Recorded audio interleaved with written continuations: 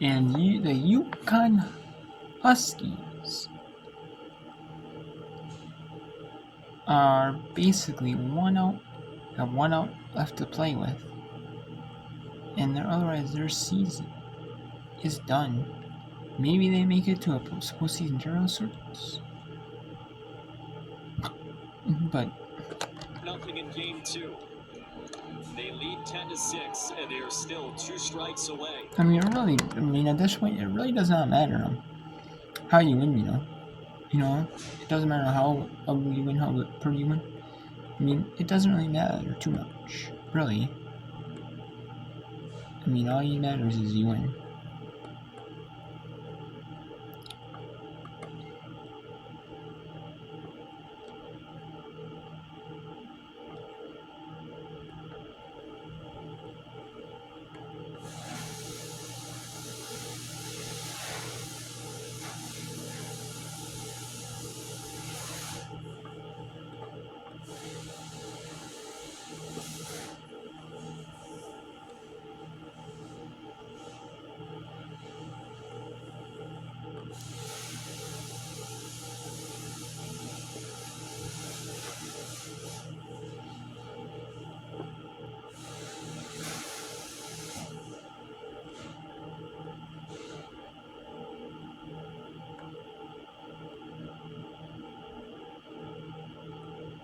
And that is the final.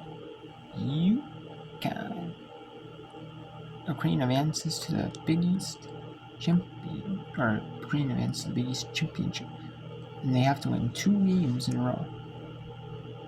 They have to win the first one and win the if necessary tomorrow.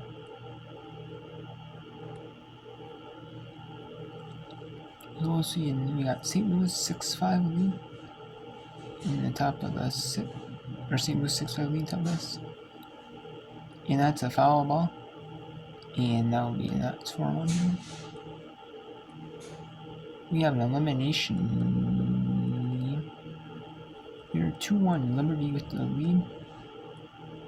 We got the win Thrive Eagles down to South Carolina Upstate in the top of the 4. And yes, and we got another one. Here we got the Pac-12. Let's actually go to Pac-12. Let's actually go to Pac-12.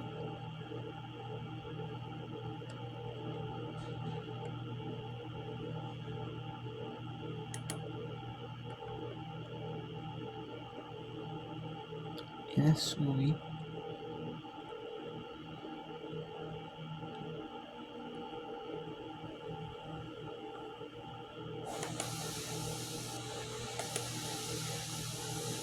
that is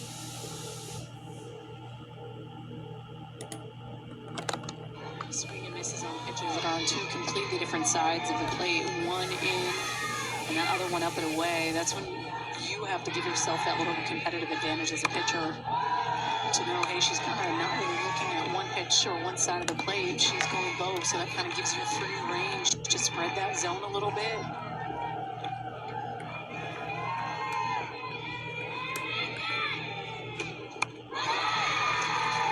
Strikeout number 3 for Reagan Cross. in Reagan Cross with the 3rd strikeout of the game. And a needed strikeout. I mean, to get yourself a little bit of advantage, you know.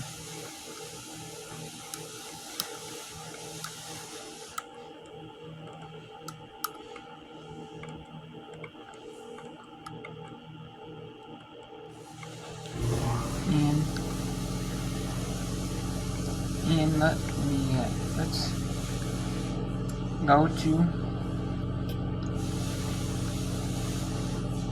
and Delaware and Campbell is been suspended till tomorrow. Now Delaware and Campbell 2-all in the top in the game, and they're going to continue tomorrow You know, they might, whenever the championship game was rescheduled for, they're either going to play a little bit earlier or just probably just say, hey, you know, we'll push back the championships. Push back the championship game, and if necessary, championship game. Unless it was scheduled for, like, CBS Superstar, because they have rights to Coastal Like Association. Which it could be. You know, that CBS Sports Network had something else going on. Something else showing that was like live. That was like live event. I don't know why that is, you know. But yeah.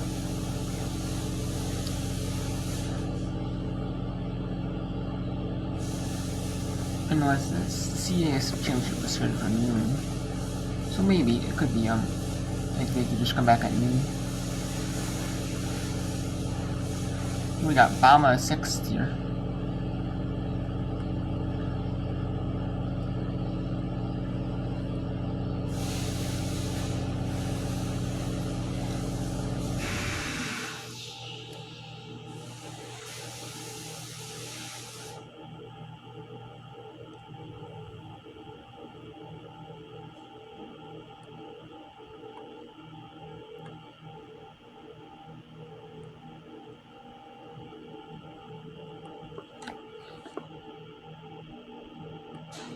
Let's go to UT Arlington. California Baptist, UT Arlington. See if, let's see if UT Arlington can beat the 2 seed and go to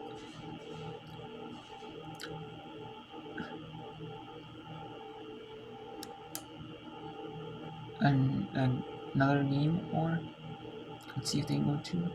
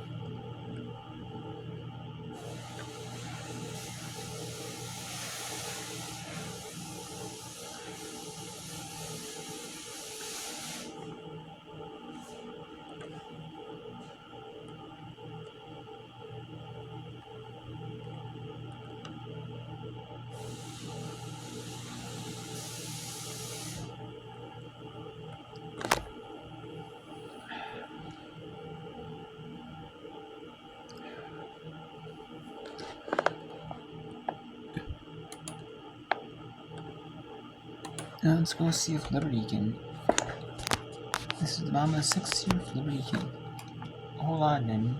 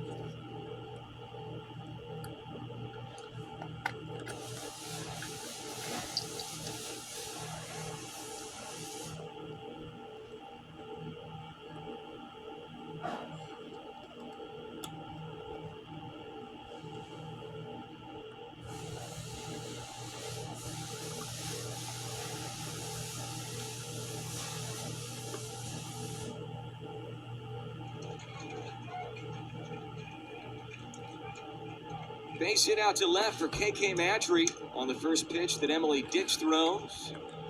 1 out single, first hit for Matry. And so yeah, in let's go back to Arlington. There's a new pitcher this year for the CBU Lancers as they try to save their season.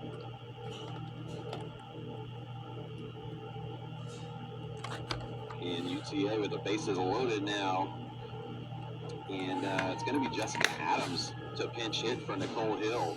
So Adams getting it done in the circle and now steps up to the plate for a pinch hit appearance.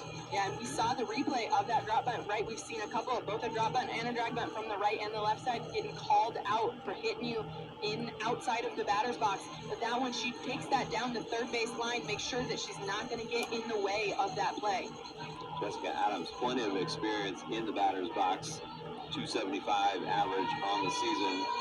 2 home runs, 18 runs batted in. And up in a big spot here with the bases loaded, representing the go-ahead run for the Mavericks.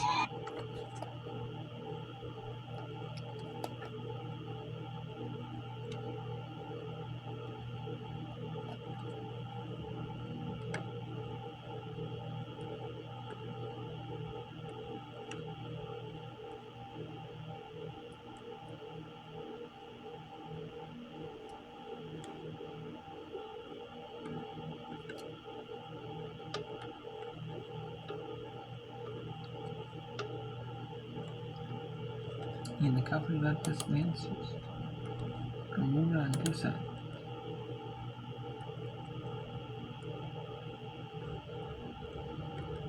And let's take a look here at there's practice tosses for the new pitcher, number 12 for St. Louis, Chicago. This is the winner of this game. Moving on to the championship. Or not the first challenge. It is a championship, but it's if necessary. The winner will have to win this game, and if necessary, championship. Have to win 2. So you can see the ways. You have to win 2 in a row.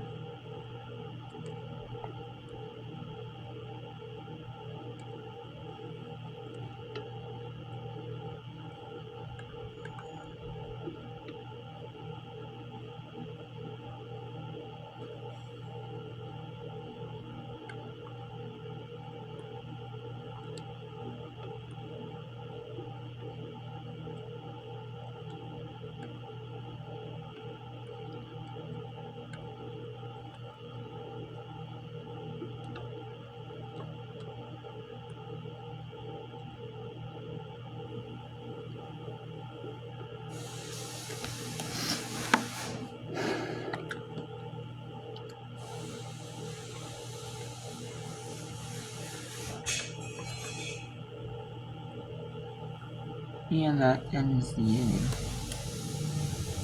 So 1 pitch, so a couple pitches, and the file, and now end the inning. And we have Liberty here with a 3-1 lead here. More separation. Sierra Kirsten bats here for Rachel Crane. Kirsten now take deep right. And now it's gone! It's gone! Home run for Liberty, the Liberty Flames. Win, or take the lead to 5-1. And that's the Big hit elimination. right there, Adam. Man, she's waiting for that first pitch. Recognize it, felt high. She's able to drive that. Now it's blown. It's wide open. Has completely changed the game on one swing. Rachel Crane, outstanding hit. That was gone from the second that she hit it.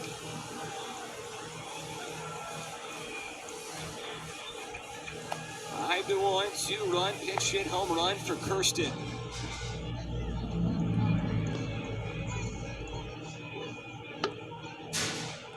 Pep talk there from Riley Carley with Emily Dix.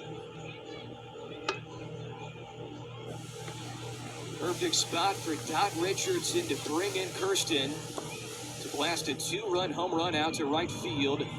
Add on to this Liberty lead, 5-1 now, a 3-run Liberty sixth. They've scored 5 unanswered.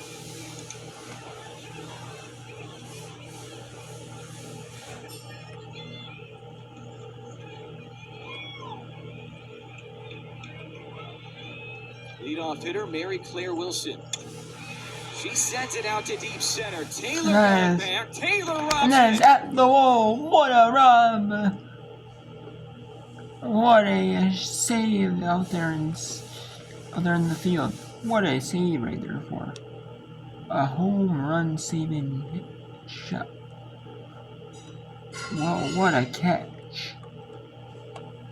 That is a snag out there in the outfield.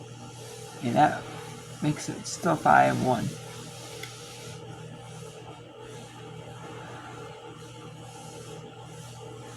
We have, let's see if, it does not really matter for California Baptist if they score any runs.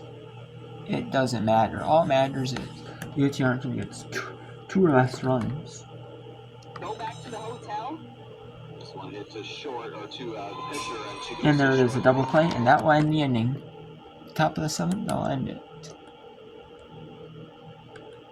So let's go to see if the Chicago Ramblers can get 2 more outs without giving up a run, and then try to at least tie this thing up and make it 6-all, at least 6-all, or one in the bottom of 6. So. Sitting for the Billikens. Johnson hit it hard, but right at Hickey. And that's out number 2.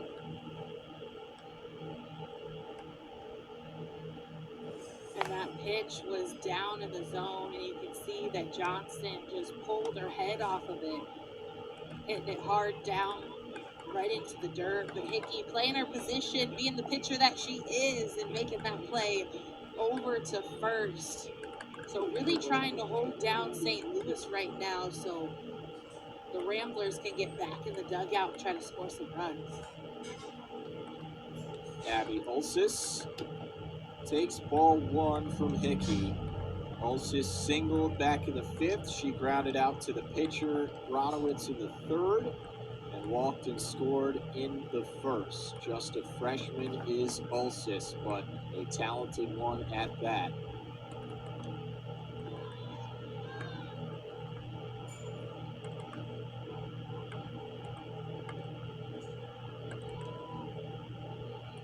Rain has steadily been coming down for nearly the entirety of this game. We did have a weather delay in the game prior to this one between St. Louis and UMass. It lasted about an hour, but great grounds crew here at Fordham put in a lot of work on the field and have not had any trouble in spite of the rain, as some pitching cards and some defensive alignment cards perhaps flew out of the wrist of Hickey, but everything is sorted now. And rain is something that softball players are used to seeing and used to playing through, so nothing new, but always, I want to say, an annoyance more than anything.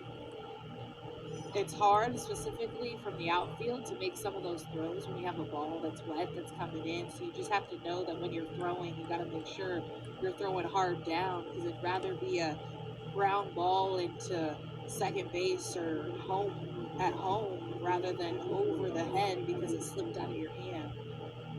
And then obviously pitching is always an issue, trying to find the grip on that ball. Ulsis is at first with another walk. Natalie Sullivan has been a hot hitter in this St. Louis lineup. You see the numbers, 2 for 3 with 2 singles today. She struck out swinging in the 5th. That ball gets past Liz